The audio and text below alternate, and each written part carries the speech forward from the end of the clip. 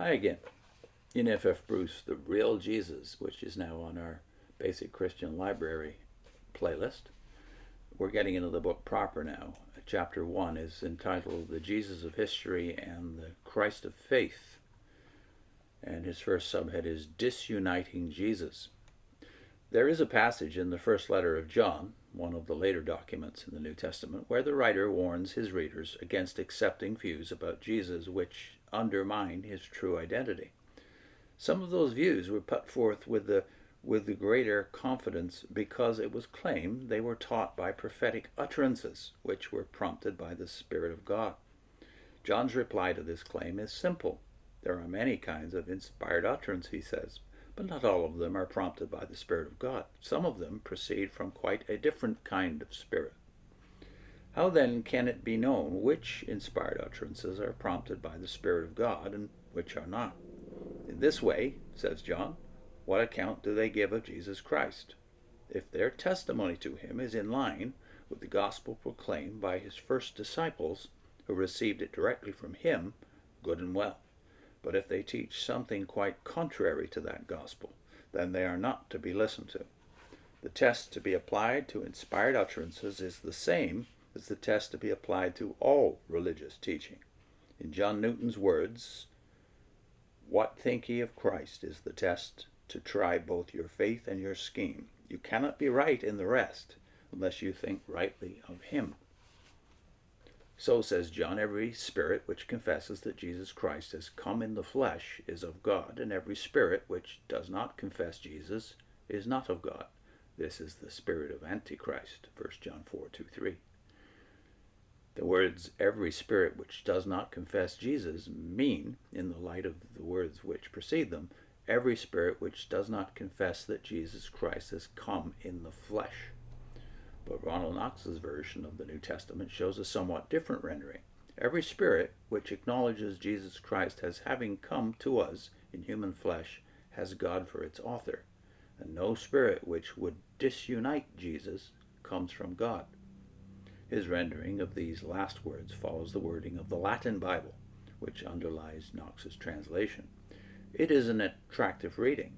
The main reason against accepting it is that it is so poorly attested in the Greek manuscripts, the great majority of which read, every spirit which does not confess Jesus, or more fully, every spirit which does not confess that Jesus Christ has come in the flesh. But what is meant by disuniting Jesus? It probably means disuniting the Jesus of history from the Christ of faith. It refers, as Knox explains it in a footnote, to the teaching which would deny the identity of the human Jesus with the divine Christ. There was a school of thought in the later part of the 1st century A.D. which regarded anything belonging to the material order, including the human body, as religiously worthless. The idea that God should reveal himself in a Jesus of flesh and blood was unacceptable. Such a Jesus could be dispensed with. The true Christ was a purely spiritual being. It was to counter this line of argument that John, in his Gospel, insisted that in Jesus of Nazareth, the eternal Word, or self-expression of God, became flesh. John 1:14. The peril of disuniting Jesus in this way is with us still. Listen to this, for example. And this is from the guru Radakrishnan. Quote, "The saving knowledge of God is not knowledge of and faith in Jesus as a historic person portrayed in the Gospels. Christ is not to be equated with the historic Jesus. Christ is the Spirit of the Supreme, the eternal Word. The manifestation of this Word in history is not limited to Jesus. Salvation is mediated through the eternal Christ, the Word of God, which is not to be confused with the historic Jesus." End of quote. But these are the words not of a Christian, but of a distinguished Indian philosopher, to whom the idea of the divine essence revealing itself through a succession of avatars would be congenial. What is to be said, however, when a Christian theologian expresses himself as follows? Now, this is Emil Brunner, a very famous 20th century theologian. Quote, "Jesus of Nazareth, the rabbi, the so-called historical Jesus, was an object of no interest for the early Christians. It is of no interest today for those who have preserved some understanding of what Christian faith means." End of quote. In his later years, that theologian might not have expressed himself so radically, but his general point of view was widely shared. It is the point of view represented by Rudolf Bultmann. His forthright assertion that, quote, "it is not the historical Jesus, but Jesus Christ, the preached one, who is the Lord."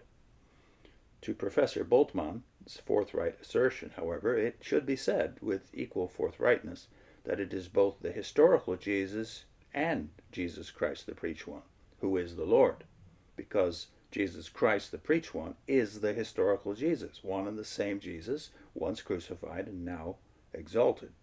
Any attempt to separate the two is apt to leave the Christ of faith, the preached one, without a foundation to make him the product of our faith instead of the ground of our faith, if not indeed to make him a figment of the imagination. The complaint has been voiced that too many who, in addresses to ecumenical assemblies and the like, invoke the mind of Christ in relation to some contemporary issue, do not think it necessary to bring the present mind of Christ into line with what can be known about the mind of the historical Jesus. But if this is not done, what assurance can there be that the mind so confidently invoked is properly called the mind of Christ? For example, if it be asked what the mind of Christ is about unfair racial discrimination, or a code of sexual ethics biased in favor of men, is it possible to give an answer because we have recorded utterances and attitudes of the historical Jesus to guide us? But on issues where no such guidance is available, especially on issues where Christians conscientiously differ, one should be cautious before saying positively what should be the Christian line, the application of the mind of Christ. Next time, Revelation and History.